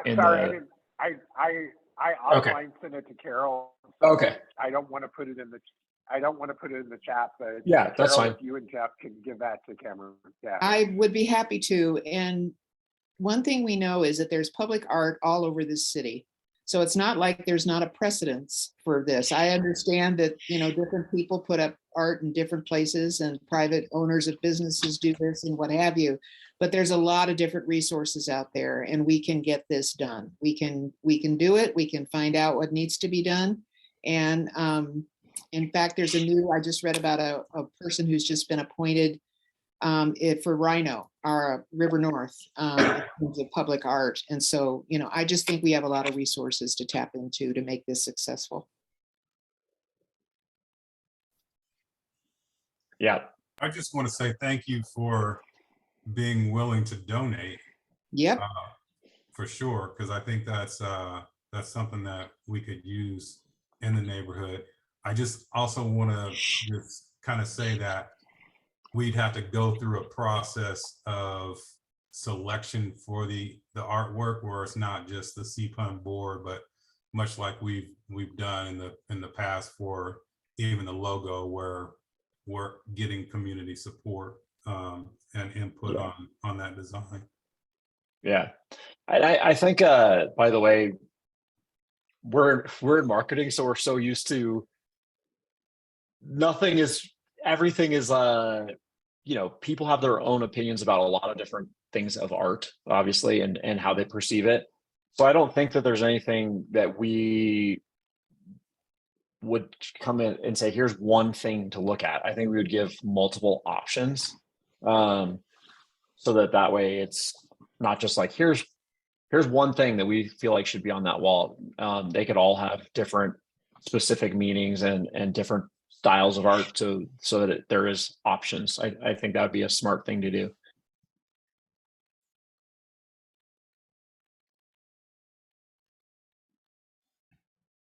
What other questions do you have for Cameron? I don't have I have a question that's going to be buried in a comment. First, let me say I think this is great. I would love to do this in many other places. And so I guess my question then is, how many other locations can we find people to fund or donate to do this? Because there's lots of graffiti locations that we would love to fill in. Even if it's your corporate logo, I'd be okay with that. But if we want to do something that's more meaningful for the community, that'd be even better. And I think, I would say to the rest of the board, like this could end up being something that in the long run gives us something to fundraise around that helps sustain us as an organization and gives us like something to ask the community directly to support, because it's really to do multiple things at once. It's to add art to the community while also combating unwanted graffiti at the same time. And I think it's a great idea. I'd love to see it done here. I'd love to see it under the 26th Avenue Bridge over Westerly Creek, and then start working with the community on identifying other locations and make this sort of a regular thing we do. Yeah. I will say, by I the was way, not asking you guys to donate another location. I'm just like, Yeah. This part, particularly why this wall bothers me, is because I've seen everything from swastikas to phallic things to, it ran the gamut of what's been on gang symbols. It runs the gamut. And I'm like, this is where kids, it's on a slide. It's where kids are going to look at all the time. So it bothered me. My son loves that slide. Yeah. It bothers me that it is used as a place to, promote hate, really. I think that's what I would say. Yeah. So So Yeah, and in terms of like promoting play or finding places in the community for art to be installed, I see the function of this particular location. I just know from having worked with park issues in the past, it's a lot easier for us to accomplish things in park spaces that are managed and run by the MCA. And everything that was just listed is land that's owned by the city of Denver. And so it's not interchangeable in this case. You can't just like shift the project to a different space and then have it exist. I understand that it's not, it wouldn't function in the same way because there's an actual need for this specific location, but that's just something for us to keep in mind and Jack's avoiding eye contact with the camera, that it's easier for us to Jack work can't take with. over this park. Yeah, I know. Still avoiding eye contact with the camera. But unfortunately, the city does have more hurdles, but there are also greater needs in this location and then the others that Mark just listed along like the Westerly Creek Greenway and other places too. Yeah, and I just so history is that there was a allocation for public art and areas were identified throughout the development, and so there are art projects, and there were discussions around murals in certain places, and the issue with a mural and public art with the city covering the maintenance is that and I don't remember the full numbers, which is why I'm encouraging that we talk to arts and venues, is the maintenance costs are not inconsequential. And so that's why, that becomes a big issue. I think Mark is 100% right, that if it gives us something to stand behind and raise money for, I think it's great. But I think we have to go in eyes wide open that this is not $100 maintenance a year. This is thousands of dollars a year maintenance to maintain, every time I send somebody out to, wash the graffiti stuff, things like that. That's what they're talking about from a maintenance perspective. Yeah, I would love to know too, they probably know this, but how much does, murals prevent somebody from graffitiing over it because there's a little bit of respect of, hey, this isn't just a wall anymore, it's an actual piece of art. I'm assuming there's some there is no respect. deterrent. Every mural we have in the neighborhood gets graffitied over it. So saying we're going to put a mural up to prevent more graffiti is a realistic expectation. Interesting. Good to know that. And that was a question I'm happy to hear from somebody that knows the answer. Yeah. Any other questions for Cameron? So just from my perspective, I think it's a perfect fit for CPUN and our mission as far as building community and finding ways to connect residents and engage residents in the process. My big concerns are the maintenance fees. We just had, like Brian said, we do have to understand what that means and what we're asking of however we end up funding it. And then making sure there's a way for residents to feel invested in the final project. And I think Cameron, your point about providing options that the community can in some way express some preference for, whatever that looks like, would be my only other my only other kind of wish. And it sounds like you've already thought about that. So I think there is the diligence around the maintenance fees to resolve, and there is a collaboration with Cameron on how we would maybe create options and what that would look like, so that Cameron, who's being incredibly generous and proactive and thoughtful, and it's much appreciated, so that you're still getting what you want out of it too, and that it's a good thing for everybody. I'm thinking about what committees might make sense to lead this. I don't think it has to be on committee lines. It's one of those things where if you're passionate about it and want to help, by all means. Outreach seems like a natural one in some respects, but I'm curious what other people think about whether this is something they're personally interested in working on, or if there's a committee that thinks there may be a better fit, or a willing fit is usually the better way to put it.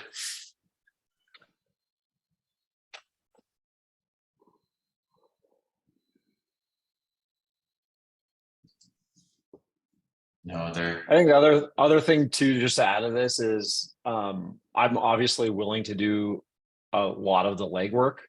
So I think one of the things that, besides the maintenance thing, is a ask of, hey, can I get the backing of even if it's not a maintenance conversation, maybe we go a different path for the maintenance conversation, but just the backing to say like, hey, if I submit this application, that I have a backing of a community group to say, like, go ahead and move forward. Cause it's going to take plenty, like, this is not going to, like Sarah was saying, it's probably going to, I'm going to submit the application. That's just even to get the conversation going. Right. So I think that's maybe one of the first steps, is just to say, hey, is there an interest to say that CPUN, obviously I know that the answer is not going to be tonight, but just to say like, hey, is the board willing to back us doing the project? I think that has legs as well from the conversation we had from Denver Parks and Rec. Yeah, So sure. there's kind of two parts to that. Yeah, that's right. I think Cameron, what we might want to do then is put together a kind of project brief to present back to the board to say, this is what we expect maintenance costs to be. Here's how we intend to fund it, so that the board can make an informed vote. But as far as the dialogue with CPUN goes, makes that kind of the next goal or the next deliverable marker kind of thing. So that the board can vote to participate or not. Because I love the conversation of the arts group, obviously, Denver Art, asking them to say, hey, will you pay for the maintenance of this? And then it's like not even a question of who's paying for maintenance. It's just a question of, do we have on the application? Yeah, do we have backing? So Cameron, the thing there would be, where does that money come from for the maintenance? Arts and Venues has a limited budget, and so they, that it would have to go. You think it's hard? It would be 2 years just to work with Denver Parks. You throw in trying to get Arts and Venues to add money to their budget for the maintenance, and you just it becomes more complicated. And Jeff, I couldn't get off mute. I am happy to advise. I can't lead this, just given my work schedule and travel schedule, but I'm happy to advise somebody. And so Cameron, if you have questions or contacts, but I think, my point would be, this and the sidewalk, or this and the crosswalk, needs to be kind of a joint ask to Arts and Venues to see if they can give us information on ways that would help. And I think that's probably the first step that we should do. Okay. I'll tell you what, we've got a couple other topics that we have to save time for. So I think we should continue the conversation offline. Cameron, I'll follow up with an email to you, and I'll copy Carol and Brian to just keep the conversation going. If anyone else on the board wants to be a part of these conversations from the ground up, please let me know. I'm happy to add you to the thread, and we'll go from there. Cameron, again, thank you for your generosity here, and for the creativity, and for again, for our lovely logo. Yeah. And thank you to the board and everybody for the consideration, obviously, and time today. Sure. Thanks, Cameron. We'll be in touch. Thank you. Thanks. Bye. Okay, on to a very different topic, Mark, if you don't mind sharing the screen again. And I'm gonna prep Amanda and Jack to help me out here. We're gonna talk about CAB. The three of us met with Tammy. We had a hard time syncing up with her over the summer to really start operationalizing what it means for CPUN to take over CAB. You might recall that there was some confusion about well, you can only have one person and it can't be a representative of the board and that kind of stuff that was kind of hanging us up. And so we sat down with Tammy and had a good conversation. It's going to be myself, Amanda, and Jack who are going to lead CPUN's participation in this capacity in terms of being the point people. You'll recall that we have just an advisory role, a non-voting seat on the SDC board. The important clarification that we got was that there's actually two types of meetings that they're having. One is the SDC board meeting in which any one of Jeff, myself, Amanda, or Jack can be the representative to. And then there's the design review committee. And that's where they want one person who's providing a consistent voice so that applications can have a similar expectation or similar process. And Jack has kindly agreed to be our designated representative there. It's a big ask in terms of time during typical business hours. And so we're really grateful to have Jack's willingness to participate there. The schedule for these meetings is kind of, it's a little bit inconsistent. For example, the first one that we were going to be able to attend was just a couple of days after our meeting with Tammy, I think September 29th, if I'm not mistaken, and it was canceled. So it's a little bit inconsistent, but once the new year comes around, we're hoping to be able to start those meetings in earnest. Amanda raised a really good question, and Amanda, I don't have the history with ZAP that you do, and so I'm hoping you can kind of fill in some of the gaps here a little bit about how to incorporate these responsibilities into our board meetings and on what cadence, and specifically with the idea of replacing or establishing maybe a ZAP-like function within our board meeting, whether that's on a quarterly basis or at some other interval. Amanda, do you want to talk a little bit about what you had in mind there and the role of ZAP for people that are maybe not familiar? Sure. So I guess there are two different functions. One is taking over the function that CAB was serving in terms of having a ZAP. So that's an acronym that stands for Zoning and Planning. And so there had been, at the height of development, monthly meetings hosted by the CAB, which is dissolved, where I guess future developments would come before both the middle bullet point here, the design review committee, and then also ZAP. And it's kind of, they would kind of go back and forth, and I would only ever attend the ZAP meetings. So the function of those meetings is to give the community a chance to provide input on larger scale upcoming developments. And so there are fewer and fewer of these types of projects that are going to be occurring in the community from the ground up. And then the other issue along these lines is that other RNOs across the city, I know from having spoken to RNOs in older neighborhoods, have a zoning and planning function when they're approached about just like, existing land where people are asking to change zoning. So as we transition from like a new community where things are kind of just as they are because it's brand new to a more established and older community, land use could change. And so this might also be a future need that we have as a board to address questions regarding changes of land use over time. So the current ask is to absorb these ongoing meetings that I think have just completely halted for the past several months, at least, if not a year, where ZAP was a place where developers would come and present plans for future development and listen to community feedback. And I'm not sure how much they were forced to incorporate the feedback. I think that there is a role when you know, as things move through the city, there's a role to provide, like how they've responded to community feedback. I don't think that they would there would be a mandate for them to do all that is asked. But it is a chance for future development to be presented in front of the community and for feedback to be given. Sorry to interrupt you, Amanda. I was done. That was it. Thank you.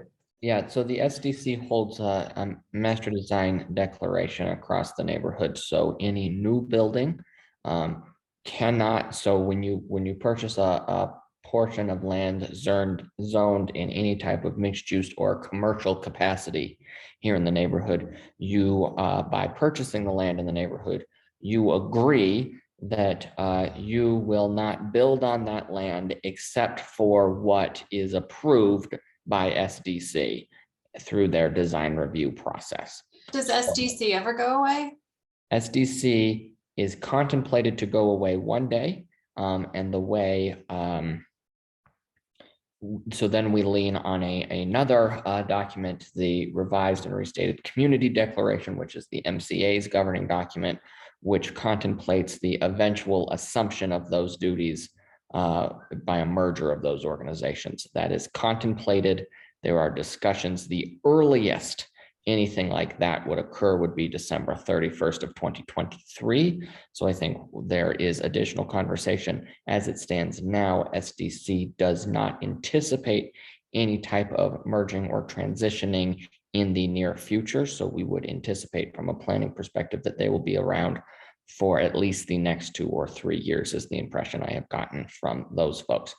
All this to say, when you're asking about can we mandate a change to a design? The answer is through the existing design declaration covenant. There is a mechanism by which a new development or even an existing development would have to come to SDC to request approval to make certain architectural changes, and SDC has expressed interest in hearing our thoughts and our opinions there. I did attend a design review board meeting the other day. There is definitely willingness to mandate changes, architectural changes to plans. We had a very long conversation about corners and setbacks and very nitty gritty architecturally things. But there is a framework to provide those types of not just feedback, but also, hey, here's how it's going to work type deals. Yeah, and I think that the design review meetings have that room for saying this must happen. Whereas I think that in the ZAP meetings, that's not the case as quite as much. Hey, Amanda. Go ahead, Brian. No, I was just going to say, Amanda, I think once the development is 100% complete, the zoning goes to the use, it would be normal zoning changes through the city.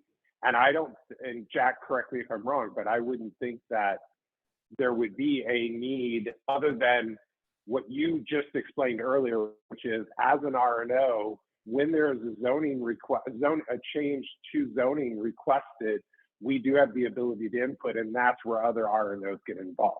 Right. Did I mess anything up there, Jack? That is correct. There is a role.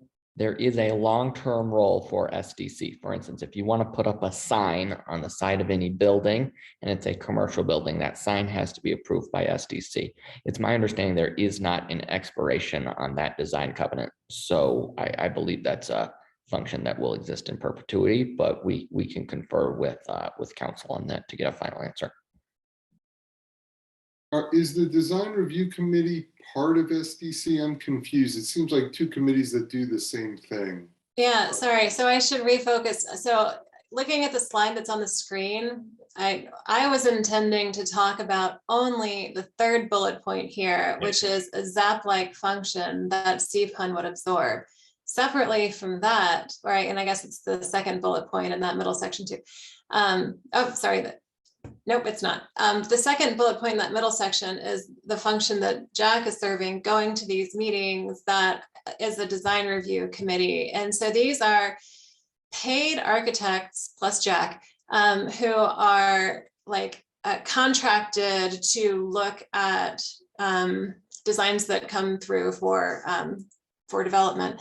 And I think that one of the reasons why they've tried to, why those aren't open meetings is because in the architects are paid to be there. And so it runs up a bill if there's like I think that's why it's kind of like separated out, where there's like the public comment section, which is the ZAP function, and then the like actually architect run overview where like there are details that are worked out. So and those are worked out in the hands of experts in architecture. So I thought that might be the reason why there are two separate meetings where these sorts of things take place. But so we're absorbing both functions, one being CAB had a seat at those design review meetings. Jack is now going to sit in that seat. And then also we're hoping to talk about this tonight, host the public section of input for forthcoming development, which was the ZAP meetings. And that's what we're proposing that we sort of absorb into our monthly meetings, but on a quarterly basis. And Amanda, one of the things that you talked about in that call was that the ZAP meetings were oftentimes where issues of affordable housing were most sort of effectively raised. Is that a fair way to put it? No, so there's a separate committee that they didn't even talk about us during that meeting. So there was a housing diversity committee, and Damon was a representative in that committee. And so I think that we also need to have an eye on, just like, as you know, every new batch of homes that's released to the community, how does that change the denominator for the total number of homes, and where are we with the numerator for affordable for sale housing, affordable rental housing, because there are metrics that are supposed to be like, is the developer ever backing themselves into a corner where they're not going to be able to meet the goals that they have declared they will be meeting in the developments. But that was a separate committee overall. That was housing diversity, which I think that we would also just want to keep tabs on. I never attended that subcommittee meeting. I've never attended a full SDC meeting. I rarely attend the CAB meetings. I never attended a housing diversity subcommittee meeting, so I can't speak about like what happened there. I don't know, is anyone else on the call who has been to who had attended a housing diversity meeting when they existed?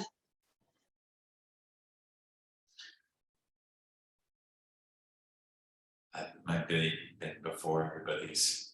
Yeah, so I was watching for Amanda to take herself off mute. Yeah, I think I've been to all of them. Actually, Amanda, I think you and I might have met at ZAP for the very first time a very long time ago. But yes, I remember going to those when Damon was the rep for those. And then those reps would go often to the SDC, the larger SDC meetings as well. Honestly, it's been a really long time since I think that committee in general has had a meeting, but certainly since I've been. So I don't know that I could speak with a whole lot of detail about their regular agendas.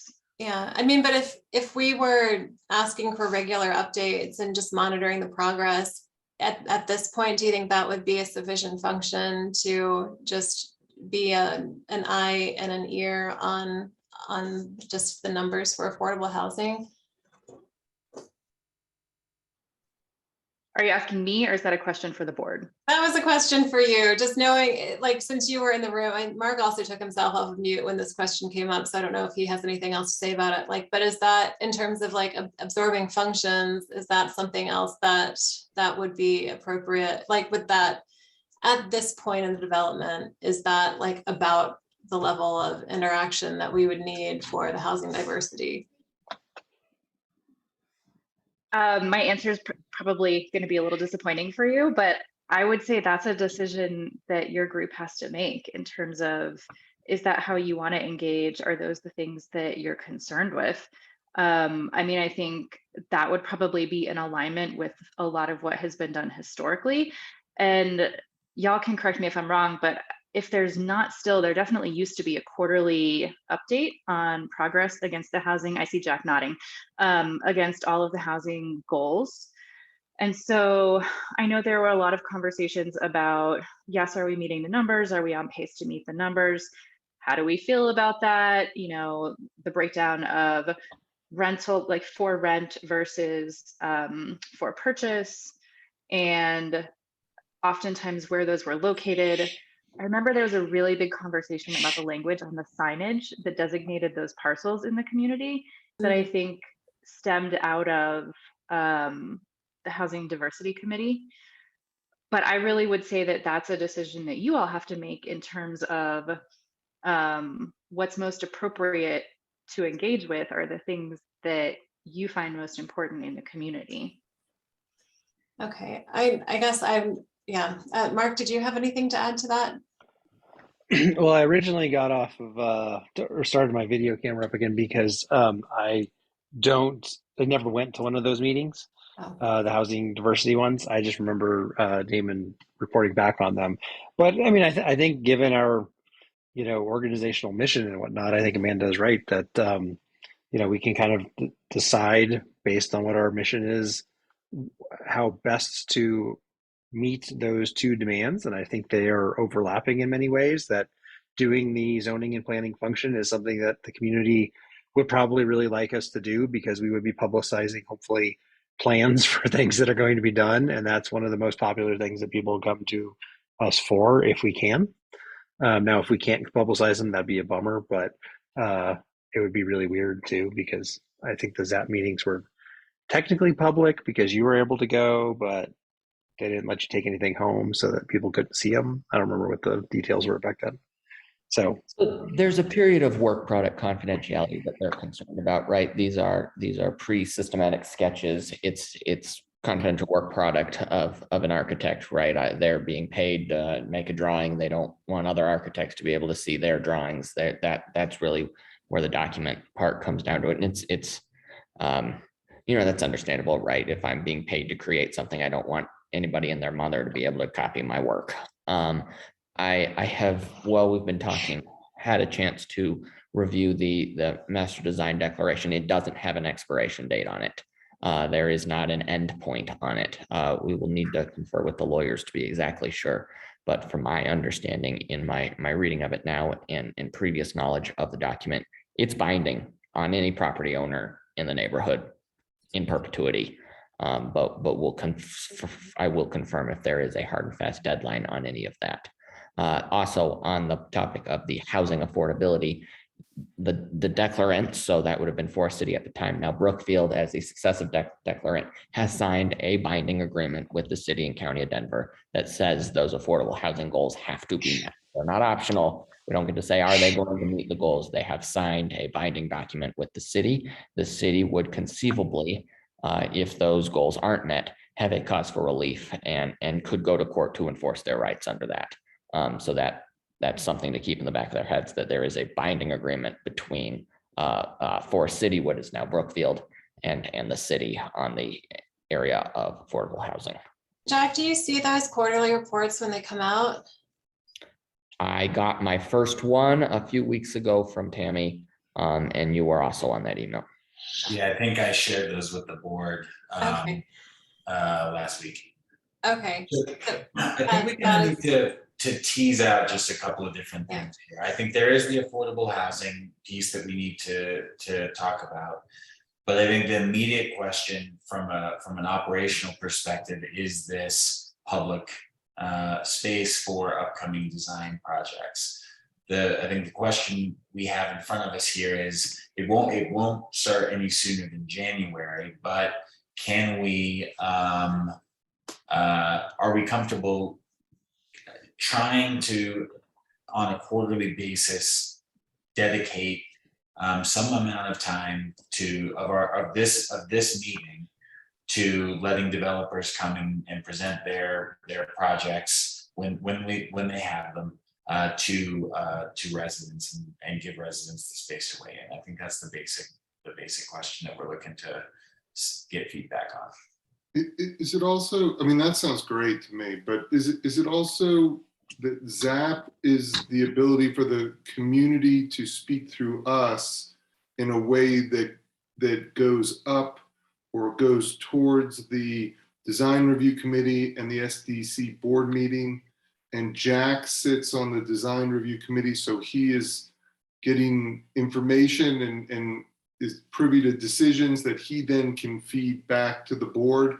Is that the two-way traffic that we're envisioning? Correct. The objective would be the way that it is contemplated in the documents. CAB, now CPUN, had a responsibility right before there were residents here. There were a group of citizens that formed an advisory board. Now CAB has transitioned those duties to us. So the idea would be here, we sit as a conduit of the community. We go forth, we ask the community, the public for their feedback. That information would then flow from us acting in the place of CAB to the design review committee, which would be in a position to make a binding change against those design criteria. Great. Can I make a counter proposal? Yeah, Jeff, sure. Can I make a counter proposal to it being a part of this meeting? I would propose that we would form a zoning and planning committee that would host those meetings aside and bring the reports back to the community and to the board. That's the other option on the slide. Is it that you can't see right? Sorry, I'm still on my phone. No, it's fine. So yeah, I was going to ask a operational question about if we are, per what Jack was saying, if we are not supposed to be letting everybody see the drawings in a public meeting because they're, not yet public drawings, but where all of our meetings are online, and we're putting them online. It seems like we would need to do a separate meeting of some sort rather than this, or No, I think that that's the difference put out these between meetings online. that's the difference between the ZAP meetings and the design review committee meetings, because the ZAP meetings did have representatives from the Front Porch newspaper there. They would take photos of slides that were shown, and they would ask for things to be sent to them after the meeting, and then they would publish them. So I think that anything that came before ZAP was in the public domain, but the content brought to the design review committee meetings is not. That is an accurate assessment. By the time a project is presented to ZAP, it is at a point where we are looking for public feedback. The public is invited to participate. The early systematic sketches, preliminary sketches, those would be considered that confidential work product from the architects, and that is held tightly within the design review committee. But once that information flows to ZAP, we are asking for public input at that point. So any type of document would the public is supposed to see a public doc. In order to get public comment, you have to let the public see the things you want commented on. And we're just discussing if we would have a ZAP meeting as opposed to having a design review meeting. We wouldn't have a design review meeting. They are still being held by the architects that are paid to be there, plus Jack. And we would only be hosting the ZAP meetings. And starting in January, the quarterly meetings, one would fall in July when we typically don't even have a monthly meeting. And so that wouldn't take any CPUN content. That would be a standalone time for that meeting to happen. So October and January and April are the other months that would hit if we were on a quarterly schedule. And so I guess that's something for the board to think about. Are those meeting agendas tight where we wouldn't want to share the floor with additional content, or is this something that we should build into the space that we have reserved for community input and discussion already? So Jeff, might I recommend, given the hour of the day, that the two options are, option number one is that we find a way to incorporate that we use our monthly community forum as an opportunity on a quarterly basis. So once a quarter during a monthly CPUN meeting. So one CPUN meeting a quarter, would be used to accomplish the functions of zoning and planning. That's option one. Option two would be we have separate zoning and planning meetings where CPUN would take the lead on that. My recommendation, Jeff, would be that we take those two ideas and we put those out to a vote of the board and then return next month to determine what our next steps would be. Yeah, I agree. I'm not sure. Does the board feel prepared to vote on this based on what they've heard now? Do you need some time to think about it? Can you summarize it and then maybe take the vote in November? That would be the other way to do it. I prefer not to vote on this now. Personally, Table it for the next meeting. okay. I'm glad it's out on the table. I'll try to summarize it for everybody, and we can weigh it out and vote next month. Sounds good. Okay, cool. For a point of clarity, just the time it might take for those meetings, if it's, if we're anticipating them being an hour or however long, that'd be nice to know. Yeah, that's a really good question. I don't know, and I don't know how consistent it will be because it depends on how many projects there are. So it's a really good point, Randall, and I'm not sure the answer. I think that each project is usually capped at about 30 minutes during ZAP meetings. And so there would be up to 3 projects for an hour-and-a-half meeting in the old format. I don't know if 3 projects would be typical in the current era where development is at the pace where it is. We don't know. That's maybe a good thing to go back to SDC with and try to get a sense of what the slate of projects that are on their radar looks like. Okay, I am sensitive to being over time. I just want to say one quick thing about board input and committee events. There was a lot of, I think, confusion around the safety forum last month. That was all just sort of good faith misunderstanding, but it inspired some back and forth about, well, when do committee events need to have board input or board vote, or when can a committee just go and do a relevant project that they want to invest time in? And so I thought it was worth just clarifying at least what I think about, how I think about that. And if that's something that the rest of the board thinks is worth revisiting or digging into deeper, we can do that next month as well.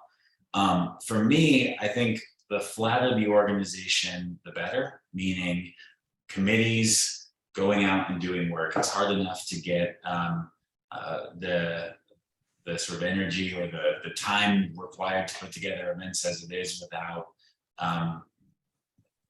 creating sort of barriers that are unnecessary.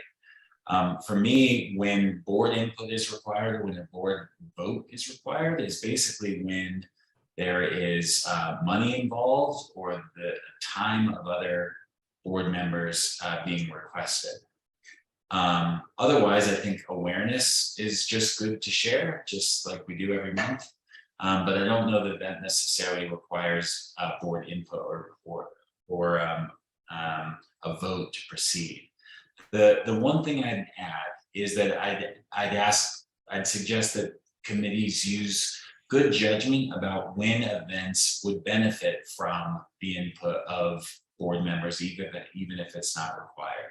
So if it's really a high profile event and you're inviting elected officials, or if it's a really sensitive topic that's likely to draw a lot of eyes and perhaps emotions, the rest of the board is here to help and to offer their perspectives and support. It's not prerequisite to proceeding, but it is just, I think, a good use of the heads on these calls to take advantage of that. So there's not meant to be any kind of cumbersome process for a committee that's looking to do something that's within their purview. It's really just about time and money for a vote and visibility and input when it's when judgment suggests that that's maybe a good idea. That's all. That's how I think about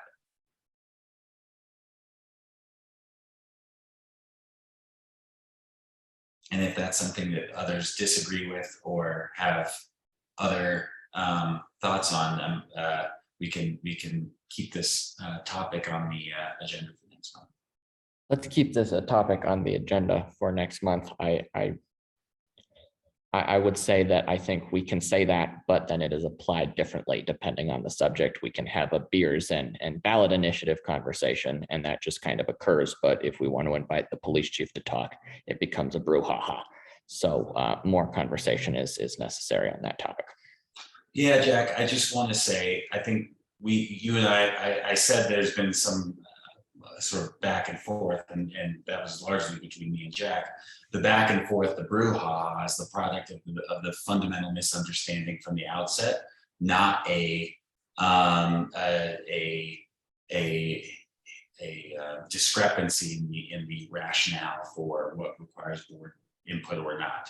Where I think the safety forum fits into the conversation or into the landscape as I just laid out is to say, if we are inviting elected officials, if we are collaborating with the newspaper, that is maybe not a prerequisite for getting board vote or approval, but it is just good judgment to get board input and approval, not approval, excuse me, input and perspective. Yeah, I agree, Jeff. I think everything you said makes sense. I think if it's a high profile event, there may be opportunity to get additional input from the board. I think where the confusion comes, and I think you've laid it out pretty well here, is when there needs to be approval from the board, because the event that we're talking about, it's all sort of happening kind of quickly, and whether that's under the responsibility of the committee or whether that's a board responsibility. That I think that's something maybe we can work on in the future to clarify exactly. I think your point is good. If there's money or there's time, but it's almost sounding like there's still some gray area that maybe we should discuss going forward to make sure, we're all just on the same page, frankly. Yeah. Okay. Any other perspectives on that? I know. Yeah, I would mostly agree with Jack that we should revisit this in the future, mostly because I think it is something that comes up often enough over the years that we should have a specific voted on board policy. Yeah. Okay. Well, I'm sorry we ran out of time and couldn't dig into this deeper tonight, but we'll leave it on the agenda for next month and keep the conversation going. All right. Treasurer report is the last slide. It's there. I'm not sure. Brian, is there anything that's worth mentioning? No. Okay. Nothing worth mentioning. It's there. All right. Thanks, everybody. See you. Yeah. Thanks, Jeff. See you soon. Yep. Bye.